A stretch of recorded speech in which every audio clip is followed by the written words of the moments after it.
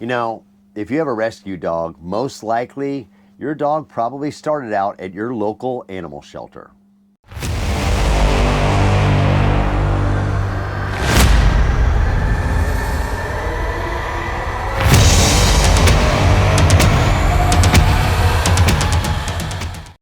So many of you probably know that over the years I've worked with a lot of my local shelters, and now as of late I've been on the road with my 3 Huskies, and anytime I travel into different states I always try to stop by the local animal shelter, humane society, and see if there's any ways that I can help out with giving any kind of classes, just helping individual dogs, and even trying to just help promote those local shelters.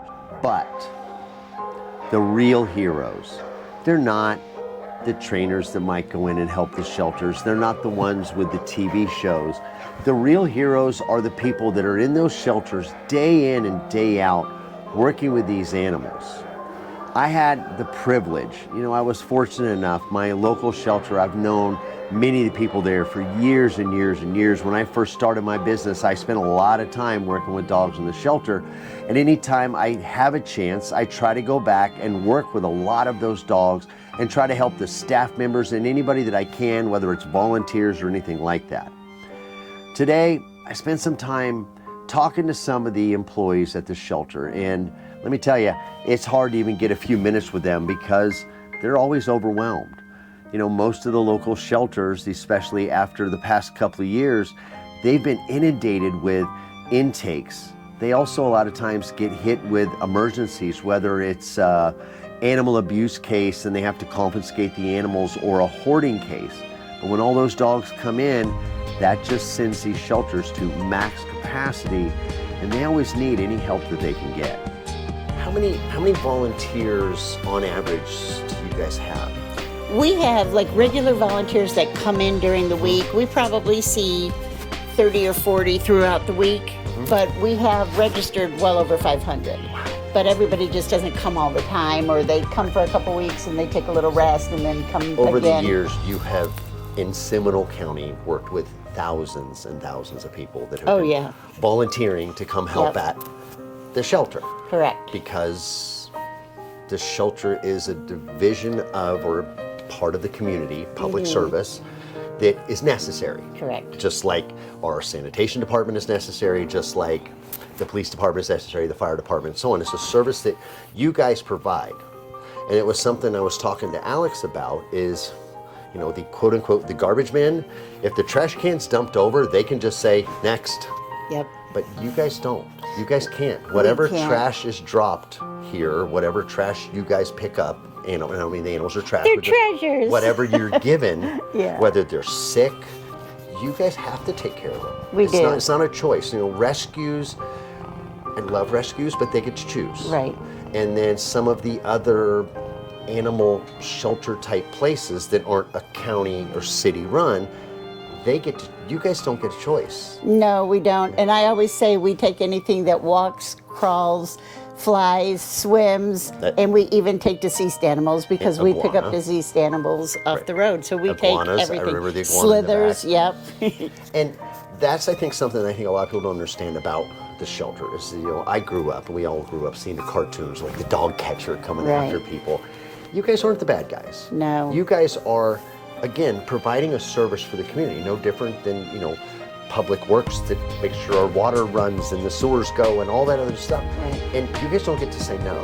And sometimes you have to say no because you're at capacity. Well, we still don't get to say no. We can't say no to a stray animal. So the strays have to come in, but owner surrenders, because we have been so full for so long, we do have to do reservations to turn in an owner surrendered animals. Because there are so many other avenues out there for people to surrender their animals, because there are other avenues, we have a waiting list for them to come in and surrender their animal, hoping to give them that time to reach out to other organizations. So the volunteers, and I know you have lots of different people that volunteer. I came here and volunteered some of my time today, but you've got people that come on the weekends that help walk dogs. You've got people that come and help organize donations that get to be given out and this and that go home with the dogs. there's always a need. Yes, yeah, there's When always are something your to needs? do. I know you said you have, like, weekends is when it seems like there's more people available, so you're okay in the weekends, but where are your big holes? Like, where do you need, and like what, like, people to help walk dogs, maybe help organ, like what type of things, when do you need people? Really, Tuesdays and Wednesdays are our biggest need because the volunteers who do who do come in during the week because they don't work, they tend to come Monday, Wednesday, and Friday, leaving their Saturdays free for them. So then Tuesday, Thursday are the days that we have the fewest volunteers. So people that can help walk dogs, people that even just come spend time with the cats, help Bathe dogs, socialize them. correct. Bathing dogs. What else? What other things would people be Oh, able to they help can do paperwork. They can do shredding. We always have a lot of shredding to do. They can put together packets or goodie bags, or just spending time with the animals too is really one of the main things. We like them socialize. We like the dogs walk. We like the kitties, to be friendly and used to people holding them. Like this little guy is just purring right now, but when he came in, he was terrified. They considered him feral. This is not a feral cat. Right, but it's just time, and people say right. time and love, but that's what the staff does. Right. The staff is here feeding all the animals, cleaning up every morning, and cleaning up after the animals, and then spending whatever time that they can try to spend with these animals. Because meanwhile, I've been around this shelter for I don't know how many years. I've never seen employees that weren't here because they loved animals. They end up owning too many animals, taking home too many animals, and they love what they do. They're not here to get rich and famous. They're here because they want to make a difference. They want to make a difference in every single animal's life that comes through. Yep. And just on that point, the staff is extremely busy. So like you said, feeding, cleaning, medicating, doing what we have to do. A lot of the staff during their lunch, this is their lunch break.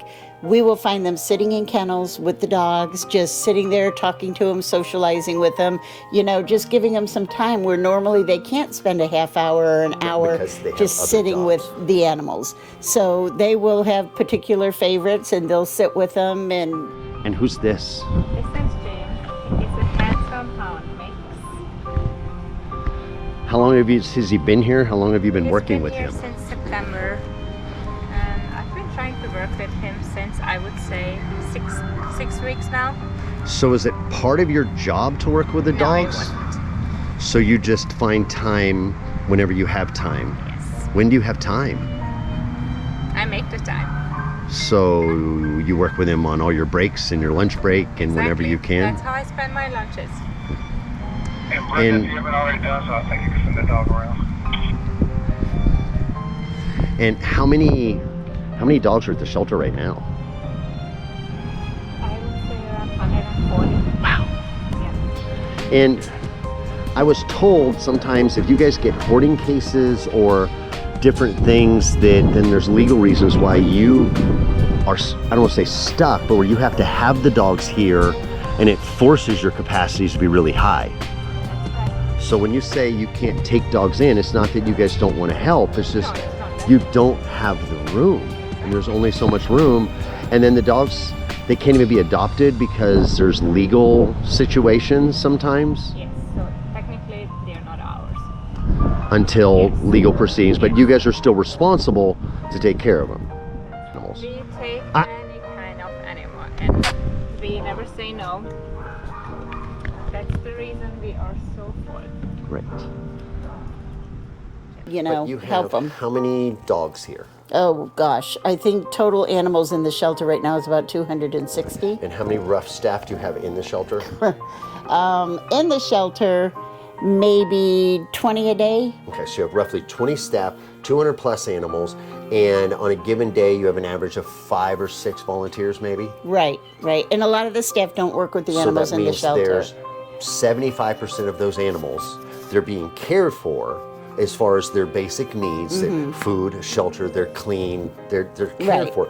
But as far as love, affection, and time, what they need just as much, there's only so many people that are here, there's only so many hours. And that's really where you guys need the help and the animals need the help is that time. That's why we love our volunteers. My name's Larry. I'm with Seminole County Animal Services. I'm customer service representative here at the front desk. We're the frontline contact for anybody that walks in this door. Comes in. And what's all this? This is what we call the Paw Boutique, and it's basically, we get a lot of donations, and a lot of the stuff we can't use in the shelter, so we don't want to waste it, so we reuse it, we sell it, and then all this money goes towards the animals as well.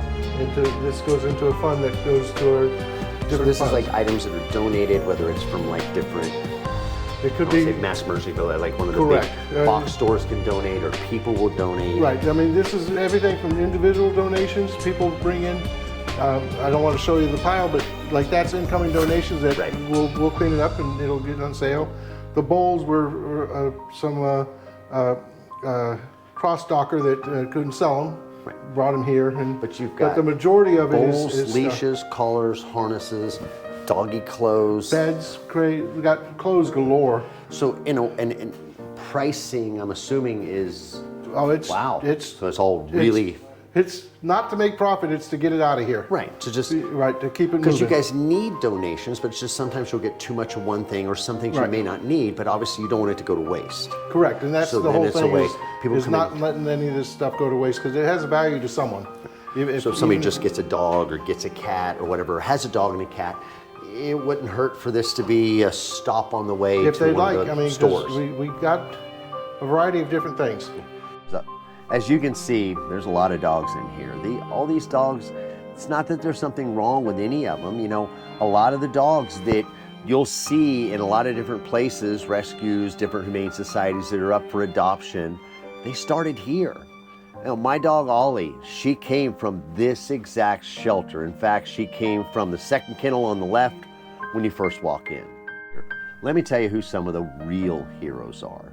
These are the people that spend their lunch breaks, their small little breaks that they get throughout the day, spending any extra minutes that they have with these dogs, because the real numbers are the average shelter has 100 to 200 dogs at any given time. You know, 50 to 100 cats at any given time. And they only have a budget for so many staff members, because our budget in our cities and our counties is spread amongst all the different departments of public works, public safety, so on and so forth. So they only have so much staff. So when you sit down and look at the numbers, you know, one staff member, quote unquote, would be split up between 10 to 20 dogs. There's only so many hours in the day. And a lot of times they spend their lunch breaks where they could be sitting and looking on their phones, talking to their friends, thinking about the plans they're gonna make. No, they're sitting in the kennels with the dogs so many times. They're sitting out in the play yard, having their lunch, spending time with a lot of these dogs, because they know this is some of the only time that they have to just sit and bond with these animals, because in their day they have to be fed, they have to be cleaned, they need medical care, they've got to move dogs around. There's a lot of logistics that goes on to just take care of the dogs, but they're not getting the time and attention they need. And so many of these people, they're not here to get rich. They're not here to get famous. They're here to make a difference in the lives of all of these animals. Then there's the volunteers. These are just local people in the community that have maybe a little bit of extra time, maybe an hour once a week or a few hours once a day, that they come and they help get these dogs out of the kennels, walk them around the facilities, play with them, love on them, give them treats. The dogs and the cats all need this time and attention. So many times cats will come in and they'll be labeled as, let's say, feral, just because they don't have exposure to people and, you know, just sitting and cuddling and petting.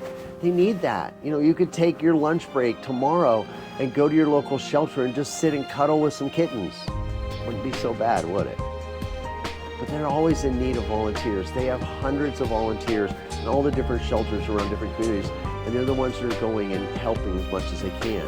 But there's still never enough.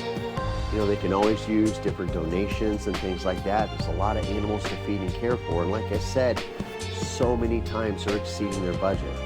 They only have so much staff. Go online, find your local shelter, and look at all these animals. They're just waiting for a little love and just a little bit of affection. Maybe you can't adopt another dog or a cat right now, but I'm sure you have room in your heart to share some of that love that you have with all of these dogs, cats, kittens, puppies that need help. And let me tell you, when you go in, I want you to thank those staff members for everything they do. They're the good guys. They're the ones that are there every day helping these animals. They get out of bed knowing that they can't save them all, knowing that so many times they get to see a lot of the sad stories every day, and they find the strength inside to go back and keep helping because they know and they believe that they're making a difference. And honestly, I know you could too. Thank you for watching. Please like, follow, share, subscribe to our page, because we're going to be making a lot more videos this upcoming year. And I'm also going to be spending a lot more time in shelters all over the country.